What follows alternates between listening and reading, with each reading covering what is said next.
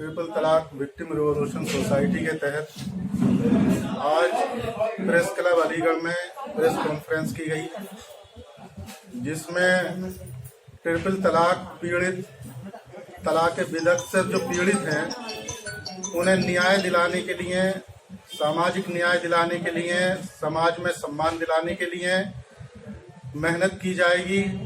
इस सोसाइटी का मकसद यही रहेगा कि जो भी तलाक बिदअत से पीड़ित हैं उन्हें कानूनी तौर पर न्याय दिलाया जाए, चाहे कोर्ट के माध्यम से न्याय दिलाया जाए, चाहे शासन प्रशासन के स्तर से न्याय दिलाया जाए।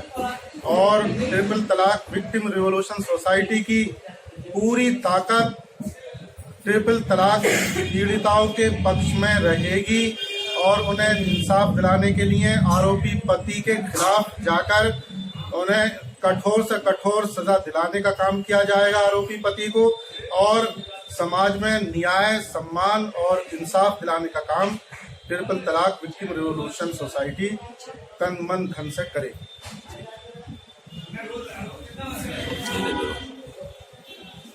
ये हटा दो, ये रखो बस।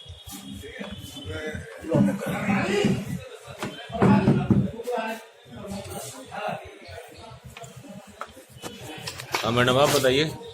सवाल तो करो, बताइए सवाल तो करना ना। किस प्रकार की प्रेस किया आपने?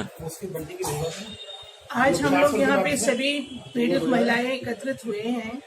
वैसे तो मैं भाजपा गवर्नमेंट की बहुत शुक्रगुजार हूँ कि उन्होंने 3 तलाक का सजा रखी है, लेकिन मुझे लगता है कि इससे मुस्लिम मर्द जो है वो भयभीत नहीं है, उनको कोई डर नहीं है।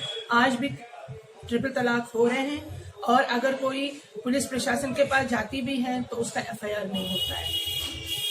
अगर भारत सरकार ने इसका प्रावधान रखा है कि फौरन ही उसकी गिरफ्तारी हो जाए, तो फिर गिरफ्तारी क्यों नहीं होती है? बहुत सारी बहनें हमारे साथ आज यहाँ मौजूद है, जिनमें 2 महिला ऐसी है जिनका 3 तलाक ये अनकॉन्स्टिट्यूशनल और बैंड होने के बाद भी हुआ है, लेकिन उसका इम्प्लीमेंट उस हद तक नहीं है जितना होना चाहिए।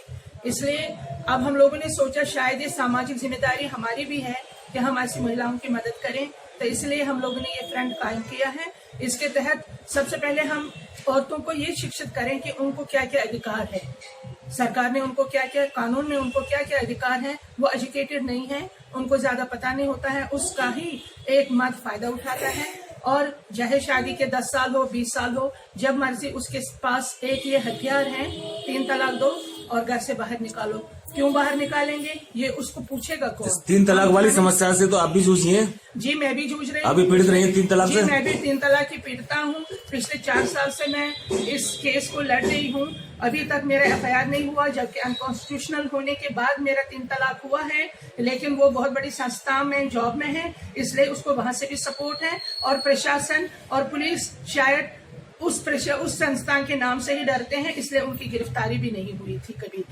अभी तक आपको न्याय नहीं मिल पाया है? नहीं, अभी तक तो मुझे कोई न्याय नहीं मिला। और वो बहुत ही उसमें रेस्ट एश्योर्ड है कि ये मेरा कुछ नहीं बिगाड़ सकती। वो मुझे कहलवाता भी है, धमकियां भी दिलवाता है कि तुम मेरा कुछ नहीं बिगाड़ सकती हो। यहाँ से कुछ अगर थोड़ा सा भी रिलीफ मिलेगा, हाईकोर्ट खींचूंगा। भाजपा सरकार ने जो कानून बनाया 3 तलाक वाला, इससे आपको कुछ राहत मिलने की उम्मीद दिख रही है? नहीं जी, मुझे राहत मिलने की उम्मीद तो बिल्कुल दिख रही है। पहले तो कुछ भी नहीं था, अब तो ये हुआ। कम से कम थोड़ा सा डर तो है समाज में, लेकिन समाज में जो हमारे मुस्लिम मर्दों को एक हथियार दिया गया है उसका वो दुरुपयोग करते हैं।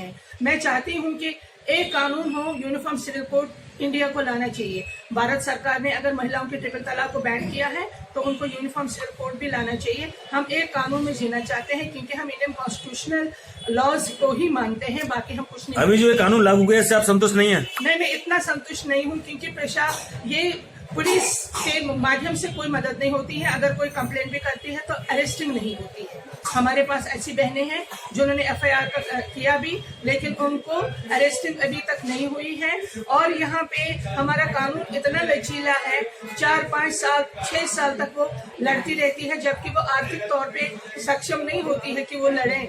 वो बेचारी थक हार के फिर